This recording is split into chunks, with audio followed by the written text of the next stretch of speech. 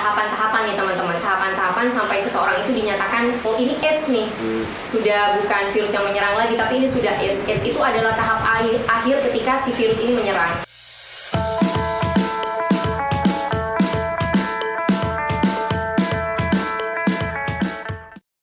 Assalamualaikum warahmatullahi wabarakatuh. Halo Gendanjas, apa kabar dimanapun kalian berada? Tetap jaga kesehatan ya teman-teman. Kali ini kembali lagi di podcast kita yaitu LC Podcast dengan saya hostnya Fajri Malik Ibrahim. Kali ini saya akan berdiskusi singkat atau berdiskusi ya tidak terlalu lama ya tentang HIV/AIDS. Mungkin teman-teman ada yang tahu apa itu HIV/AIDS? Kalau belum tahu silakan nontonnya sampai habis. Dan narasumber kita ini atau bintang tamu kita ini ya sangat wow ya, menurut saya sangat wow karena sosoknya yang banyak memperoleh juara-juara kayaknya ya. Dan ini wanita bukan cowok teman-teman. Kalau yang kemarin kita bintang tamunya adalah cowok. Inilah kita sebut Kak Maya. Ya, halo. Ngerti banget. Gimana Kak Maya? Alhamdulillah sehat Fajri, apa kabar? Alhamdulillah baik ya. Gimana sekarang puasa-puasa ini agak ada masalah atau ada gimana? Alhamdulillah lancar sih sejauh ini, juga mau hari raya kan, jadi teman-teman harus tetap semangat juga nih puasanya sampai akhir nanti. Ya, hampir hari raya dan hamil berapa? Hamil 3 dan 4 ya? Hari Kamis. Hari Kamis ya.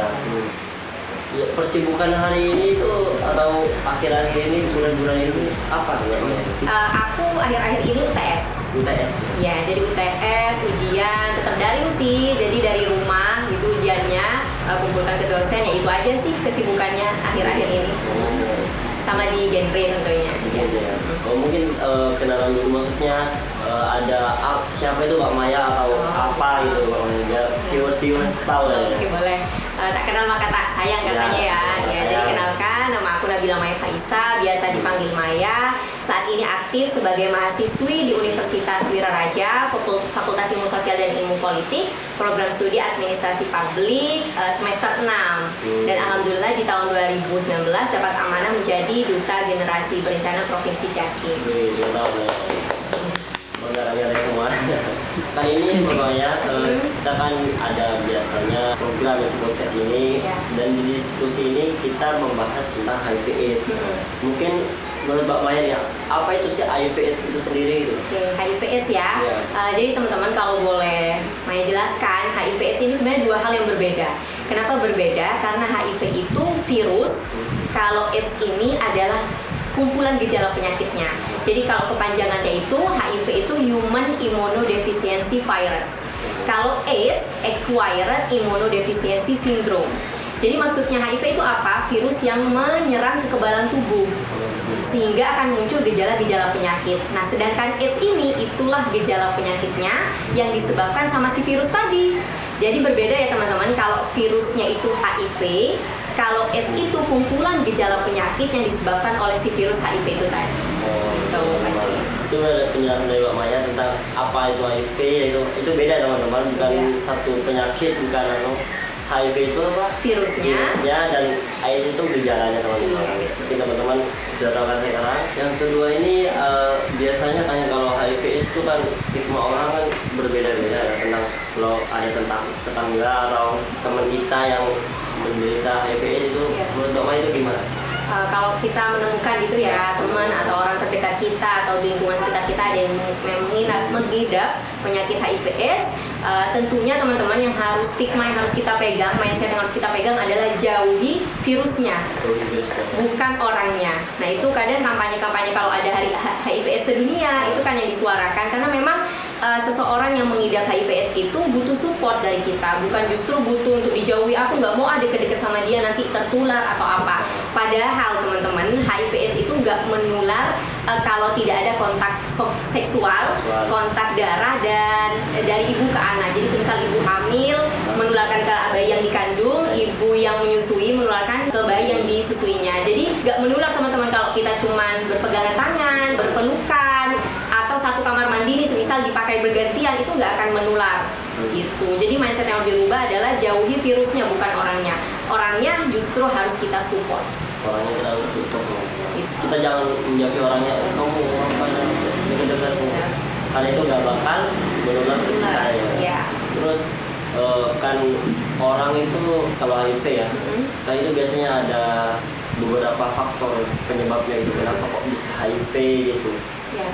Menurut Bapak itu apa? Ya faktornya seperti yang aku jelaskan tadi ada 3 ya, semisal yang bisa aku mungkin teman-teman biar ingat juga ada 3 hal: kontak seksual, sama kontak darah, dan juga dari ibu ke anak. Kontak seksual itu maksudnya apa? Jadi ketika seseorang berhubungan suami istri, terlebih lagi dia melakukan hubungan seks pranikah, nah itu penting ya, melakukan hubungan seks pranikah itu harus dihindari, dan juga berganti-ganti pasangan. Nah itu bisa saja menularkan HIV/AIDS karena ada kontak seksual di situ.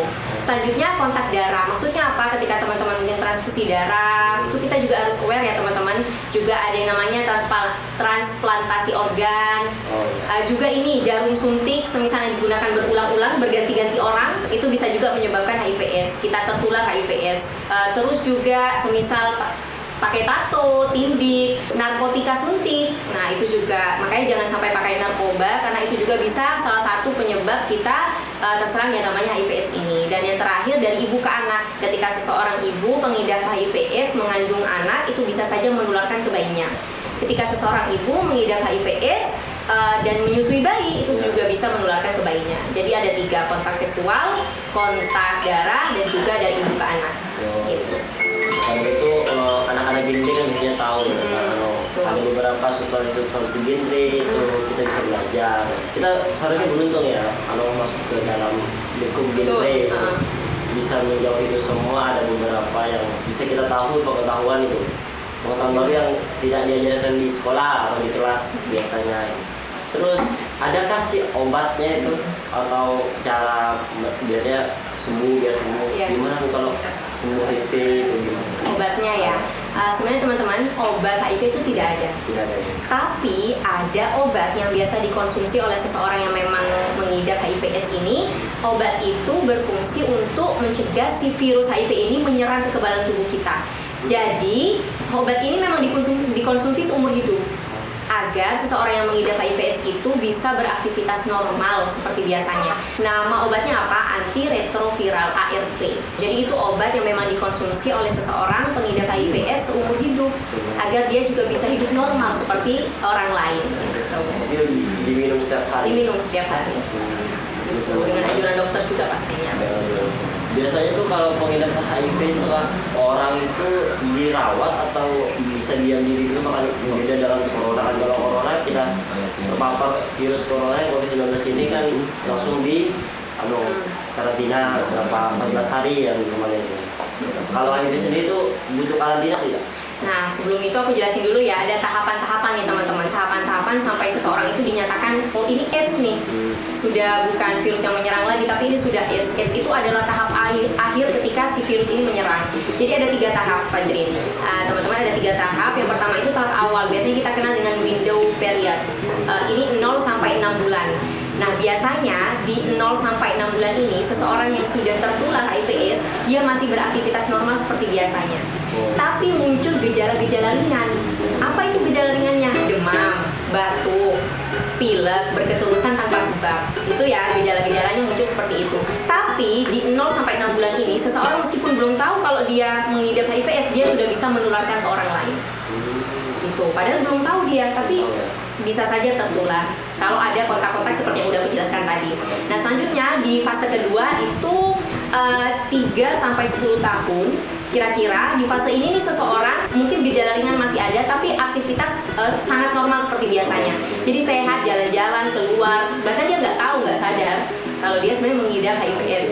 Nah, baru ketika di fase AIDS ini virus HIV itu sudah berubah menjadi AIDS.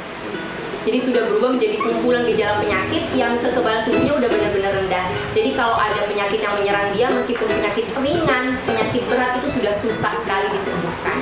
Ya pasti rawatnya ketika sudah ada muncul gejala itu harus segera konsultasi ke dokter, Fajri. Jadi nanti pasti dokter akan menyarankan entah rawat inap atau entah memang harus konsumsi obat terus-menerus. Itu nanti kan dokter yang gitu. Jadi intinya kalau sudah muncul gejala demam terus-menerus, semisal sebulan, 2 bulan demam gitu tanpa alasan apapun, itu patut dicurigai. Jadi bisa langsung cek ke dokter. semisal juga berat badan turun drastis, itu juga harus dicek. Diare berkepanjangan, terus ada semisal jamur di mulut, tenggorokan, itu juga bisa langsung dicek gitu. Ketika badan udah merasakan hal seperti itu, langsung ke dokter. Kalau HIV itu bisa berujung kembali mati? Ketika memang sudah sangat parah dan penyakitnya memang kompleks, tidak menutup kemungkinan ya, tapi intinya bukan justru itu adalah akhir dari segalanya. Seseorang yang mengidap HIV/AIDS itu juga harus punya semangat hidup yang tinggi biar dia bisa sembuh meskipun memang harus mengonsumsi obat gitu kan seumur hidupnya. Oh, nah itu teman-teman diskusi kita tentang HIV/AIDS, apa itu HIV/AIDS, bagaimana cara menanggulanginya ya teman-teman. Mungkin Kak Maya bisa memberikan quotes atau motivasi buat viewers LC Podcast. Oke, boleh banget ya, karena kita bahasanya sekarang HIV/AIDS. Ya. Nah, ada 5 hal nih teman-teman yang bisa kita pegang untuk mencegah diri kita agar tidak terkena si HIV/AIDS ini. Apa aja itu? A, B, C, D, E. A, B, C, D, E. Apa saja? Yang pertama A, abstinence. Jangan berhubungan seksual pranikah. Hindari seks pranikah seperti yang ada di triad genre, katakan tidak pada seks pranikah, dan juga jangan berganti-ganti pasangan. Itu ya, be faithful. Yang kedua, B, be faithful. Bersikaplah setia terhadap pasangan, itu penting. Juga yang ketiga, C, kondom.